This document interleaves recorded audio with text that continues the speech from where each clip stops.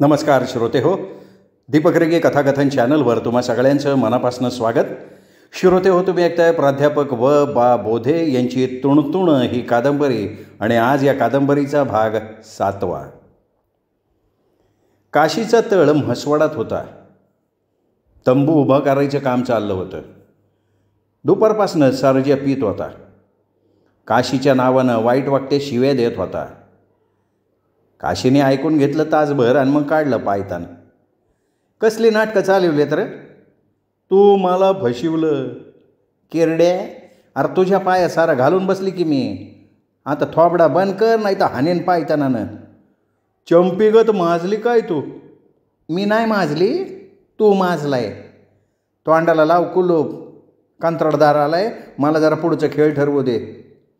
कसले खेळ ठरवतीय? इथं माझ्या आयुष्याचं भांगराळ झाले. फशिवलं मला चंपीने. अरे रड तू कशाला भाड्या? मनगटात हिंमत असली तर जा, खून पाड की त्या चंपीचा.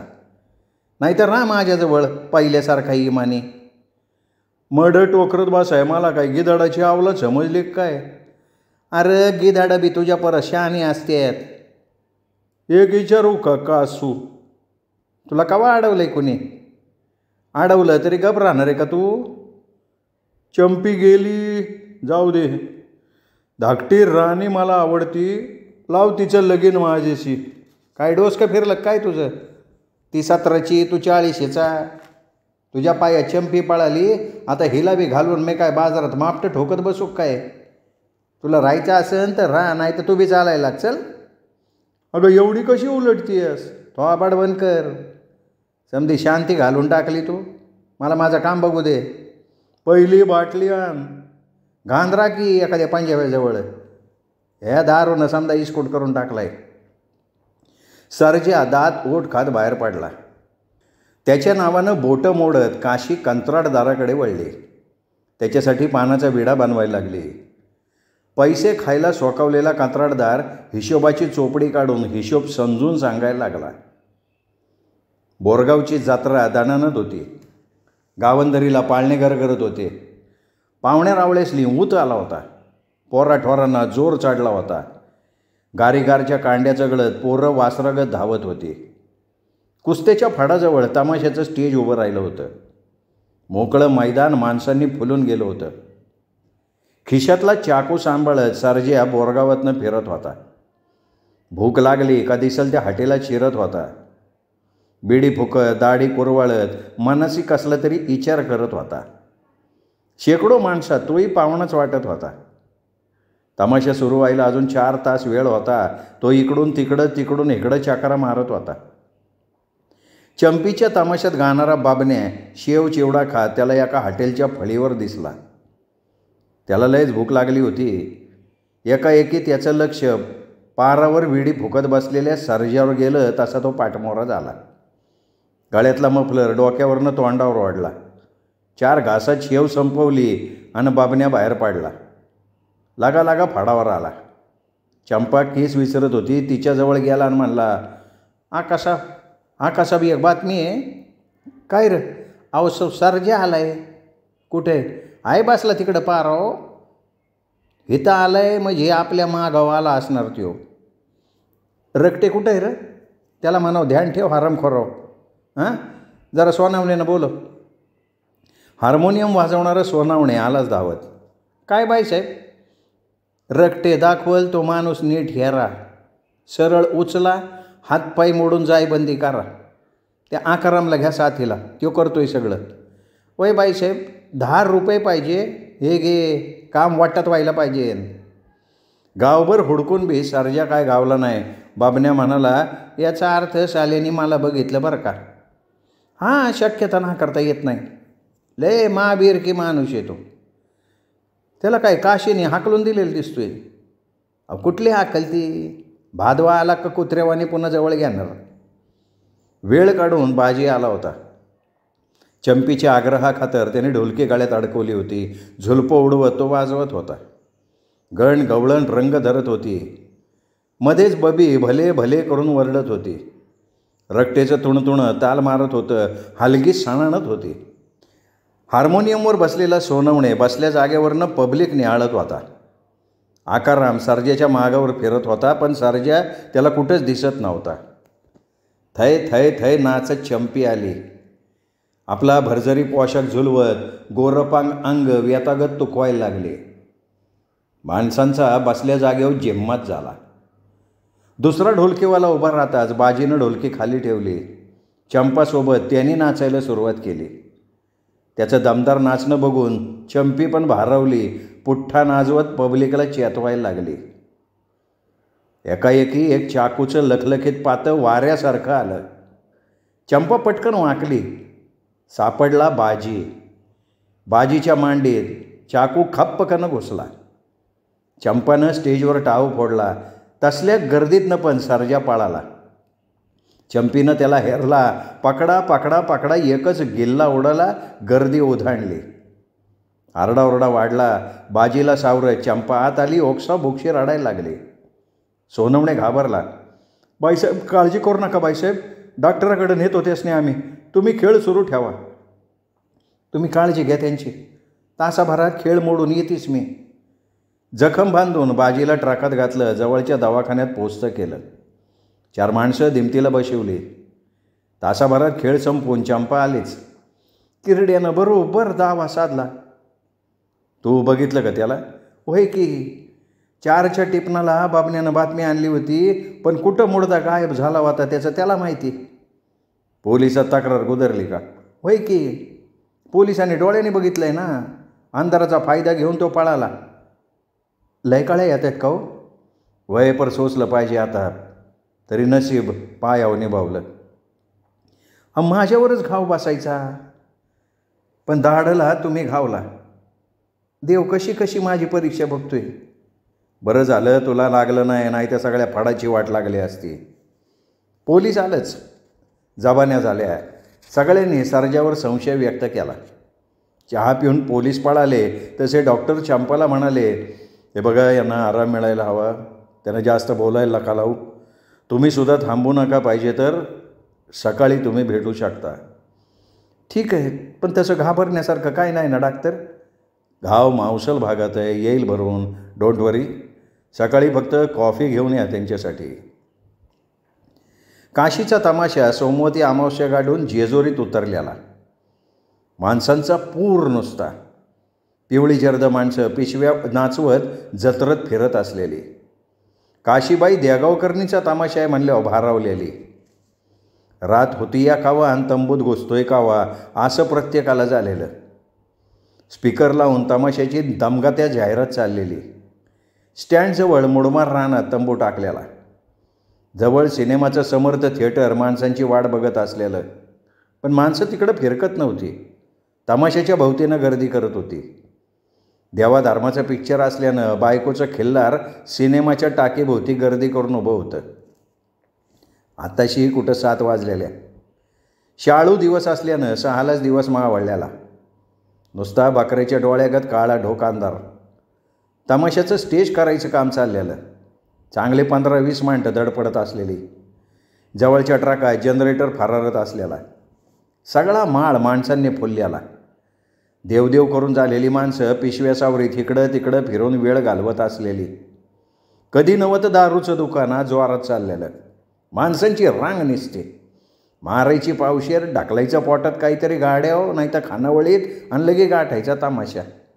काढायची रात. तांबडं फुटाय पहिली गाडी गाठायची आणि गाठायचं गाव. असा बहुतेकांचं बेत. भलं दांडगं पात्याला एवढं बल्ब लाखाकत असलेलं. लय दिवसातनं असला फुल शो गावला होता. गर्दी वाढत होती. आत काशी सर्जेला घेऊन दारू पेत बसली होती. काय बी म्हण सर्जा, पण आजचा खेळ लय फार्मस होणार बरं का. कशावरून? अरे पब्लिक बघ की. एकच दिवसाची जत्रा, पण कुसणतंय माणूस निसतं. अगं खंडोबाचा महिमाच आहे तेवढा. गप्पा मारत एकमेकाचं कौतुक करणं चाललं होतं. मधीच तिने त्याच्या मांडीवर थाप टाकत विचारलं, 2-4 दिवस कुठं होता रे? काय उघड टकुरं भरमरल्यागत झालतं. गेलो होतो जरा कार्तिक स्वामीच्या देवळात.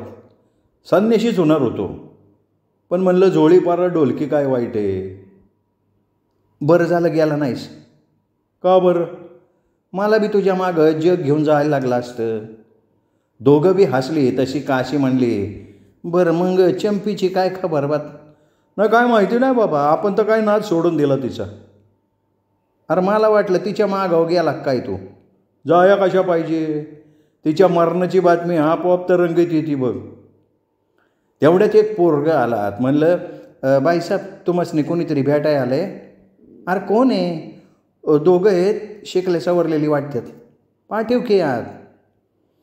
खादीचं जॅकेट आणि काकलेला शबनम पिशव्या अडकवलेली 2 माणसं आत आली. राम राम बाईसाहेब. अहो या की बसा.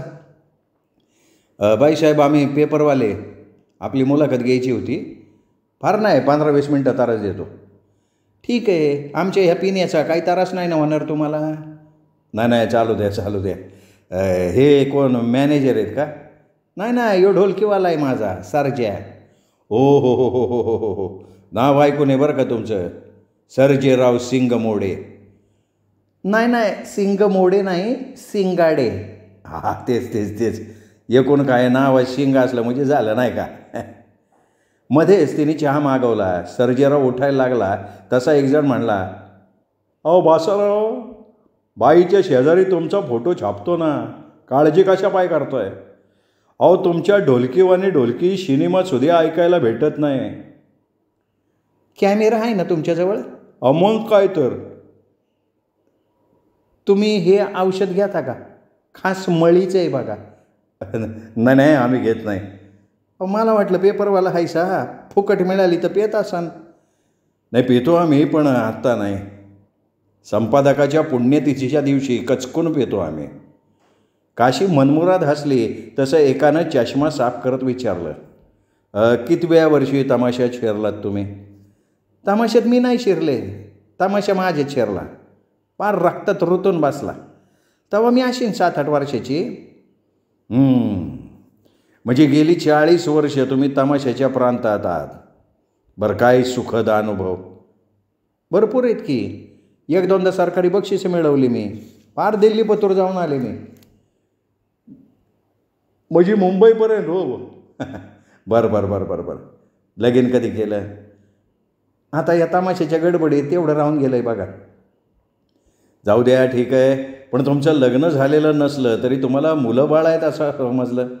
हा आहे ते ना, मुलं नाहीत, 2 पोरी आहेत मला. अच्छा काय नावं त्यांची? राणी आणि चंपा. चंपा? कदा चकला का? काही नाही, तो नवीन तमाशा आलाय तो. हा त्योच की. तिने स्वतःच्या नावावर काढला आहे. गुणी पोरगी पण बिघडली. म्हणजे सांग रे सर्जा सगळी चित्रकथा. सर्जाला चांगलाच करंट आला होता. बाह्या मागं सारत गडी म्हणला, तिचं माझ्याशीच लगीन लागायचं, पण पळाली भडवी एका पोराचा हात धरून. मानायची वडून लावायचं लगीन. नाही ती जगतच नाही हो आता, मरते ती आपल्या गुणानं. असं कसं काय? कसं आहे, आपल्या कर्तृत्वावर आपला विश्वास आहे साहेब. तिने मुद्दाम आमचा तमाशा बंद पडावा म्हणून दुसरा तमाशा काढला, पण पब्लिकला खरं खोटं कळतं मग. काशीतही काल कुठं होता तमाशा? जाखणगावला. मग आम्ही बी आलो होतो की. असं पाहुणेच्यात आला असेल. करेक्ट. पण ढोलकीवर काय सर्जेराव दिसलं नाही. ती होतो की मी ढोलकी हो. असं काय बोलताय राव? नव्हता राव तुम्ही काल. काय झालं त्याचं तुम्हाला सांगतो. या चंपीनं ना माझी झोप ओढवली. जरा भांजाळल्यागत झालो होतो. राहिलो झोपून आणि त्यात आजारी फ्लूनं. आणि एका दिवसात तुमचा फ्लू बरा झाला आहे? हा बरा म्हणायचा आता. काल रात्री चंपावर खुनी हल्ला झाला, बातमी आली असेल तुमच्या कानावर. नाही हो, कोण म्हणतं? आम्हाला नाही माहिती. काय ग कासू?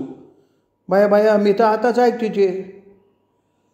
सर्जेराव मला सांगा घडल्या घटनेबद्दल तुम्हाला काय वाटतंय?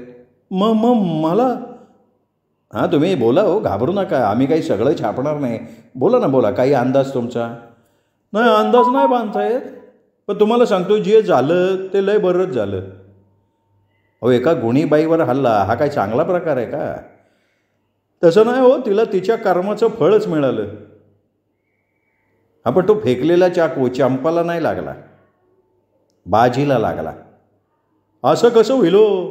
सर्जा भडकला. म्हणजे नाही तसं काय नाही. मी म्हणतो असल्या फाजील चौकशा करणारे तुम्ही कोण? आम्ही कोण? उठा उठा महाराज उठा, आम्ही पोलीसवाले. पण हात पुढं करे. चढवल्या बेड्या तशी काशीचे हातपाय थरथरायला लागले. ती त्यांच्या हातापाया पडायला लागले. अहो नका हो नका, त्याला नेऊ नका. त्याला एकट्याला नाही नेते, तुम्हाला बी नेणार आहे. बेडीत चढवायची आत गप गुमान माग चला. चंपावरचा खुनी हल्ला हा तुमचं दोघांचा ठरवून केलेला प्लॅन आहे. चला. हो पण माझा तमाशा तो पुढच्या जत्रेला करा आता. 1 मिनिट साहेब. तिने राणीच्या कानात काहीतरी सांगितलं. डोळ्याला पदर लावत ती पोलिसांच्या जीपमध्ये बसली. या नालायक सर्जाच्या पायात आपली ही फरफट चालली आहे तिला जाणवलं. गाडी धावत होती. अंधारातही धुरळा गाडीत घुसत होता. टाकाऱ्या डोळ्यांचे 3 पोलीस टवकारून बघत होते. कुणी कोणाशी बोलत नव्हतं.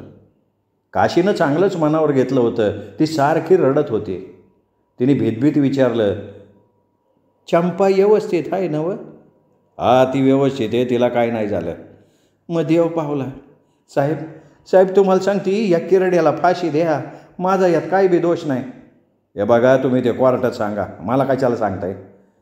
साहेब अहो माझी आबरू गेली की. बिनलग्नाची पोरं काढली तवाच आबरू गेली. लय बडबड करू नका, शांत राहायचं, गप राहायचं. काशी धुमसत राहिली. भीतीपोटी हुंदका आत दाबला तरी बाहेर फुटायचा. पोलीस मग डाफ राहायचा. मग तेवढ्यापुरती ती गप्प राहायची. सर्जा बेरडागत गप्प होता, बोलत नव्हता. समोरची काच फोडून पळता येईल का याचा जणू तो विचार करत होता.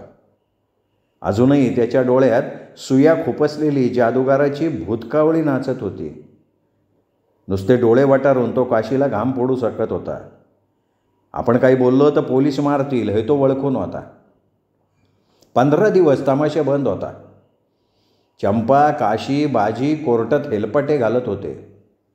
सर्जाला जामीन न मिळाल्यानं सुटका व्हायचा प्रश्नच नव्हता. एक दिवशी चंपा 2 करंड्या मिठाई घेऊन आली. बाजी होताच बरोबर. सारे तमासगीर चिमणी एवढं तोंड करून वाटच बघत होते. चंपा हाच उंचावत म्हणाली, बोला बाजीराव राजेवाडीकरांचा विजय असो. माणसं वरडली. घ्या मिठाई घ्या रे, सगळ्यांना वाटा, आपण जिंकलो. 7 वर्षाची सजा झाली सर्जाला. तो काळ सर्प गाजाच्या आड झाला. बस म्हणावं आता खडी फोडत. मालकाची तब्येत चांगली ना? वय की आता नव्या जोमानं कामाला लागायचं. शुक्लच संपलं. 9वं वर्ष निघतंय उद्या. 9व्या वर्षाला आनंदानं सामोरं जायचं. साऱ्यांचा पगार 10,000 रुपयांनी वाढला असं समजा. आला तोटा सोसायला आम्ही खंबीर आहे. शर्मिला कुलकर्णी आलीच वावळणीचं ताट घेऊन. दोघांना वावळलं. बाजीच्या हातावर साखर ठेवत म्हणली, म्या नवस केला होता पालीच्या खंडोबाला बाजीराव खणखणीत बरं होऊ दे म्हणून. असं का? वा वा वा, म्हणजे आमची काळजी करणारा आमच्याजवळ आणखीन एक माणूस आहे म्हणायचं. वा वा वा मॅनेजर साहेब, अहो पालीची जत्रा कधी आहे बघा. शर्मिलाचं नवस फोडायला पाहिजे. 11 जानेवारीला पौष द्वादशीला. वा 8 दिवस बाकीत म्हणायचं. काय चंपा जायचं ना पालीला? अहो त्यात काय विचारायचं आहे? जायचं म्हणजे जायचंच की. सगळे सुखावले. कधी नव्हे ते साऱ्यांच्या तमासगिरीत नवा उत्साह संचारला आणि आळस टाकून जो तो आपल्या कामाला लागला. श्रोते हो, हा होता प्राध्यापक व बोधेलिखित तुणतुण या कादंबरीचा 7वा भाग. 8वा भाग उद्या. तोपर्यंत नमस्कार श्रोते हो.